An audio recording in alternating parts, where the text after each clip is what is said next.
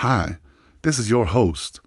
As we all know, climate change is causing problems. It's causing rising sea levels, more extreme weather events like hurricanes and floods, and it's shifting wildlife ranges. In this episode, I'm going to focus on that last one, the shifting wildlife ranges. When I think of animals moving around the world, I think of migration, like when birds fly south for the winter or when wildebeest roam from the Serengeti to the Masai Mara in search of greener pastures.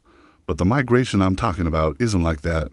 The migration I'm talking about is a really slow walk away from an increasingly hot climate. Many species are currently on the move, migrating to higher latitudes or altitudes in search of cooler temperatures. As their habitats change, they're bringing their historic ranges along with them. Some species are able to adapt to new environments more quickly than others. Those that can't may face extinction. Take, for example, the American pika. Pikas are small mammals related to rabbits that live in the mountains of western North America. They prefer habitats that are cool and moist, but as temperatures rise, those habitats are becoming drier and the pikas are moving upslope to stay cool. There, they face another problem.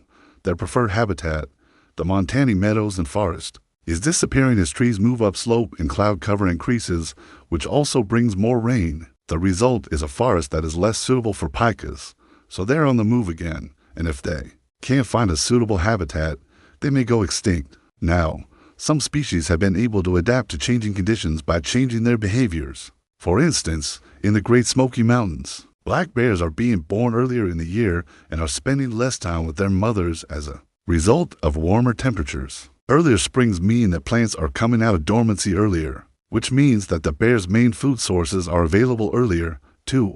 So the bears are emerging from hibernation earlier, and they're spending less time with mom and more time looking for food. But not all species have it in them to adapt so quickly, and for those that can't, we're already starting to see extinctions. Since the Industrial Revolution, we've caused the extinction of about 75% of all amphibian species and 40% of all corals. So what can we do to help? Well, as individuals, we can try to reduce our own carbon footprints by using public transportation, eating less meat, and using energy-efficient appliances. But we also need to hold our governments and corporations accountable for the emissions that they're producing. After all, the biggest polluters are also the ones that have benefited the most from burning fossil fuels.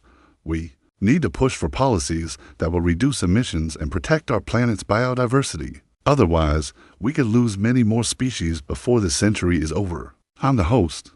Thank you for watching.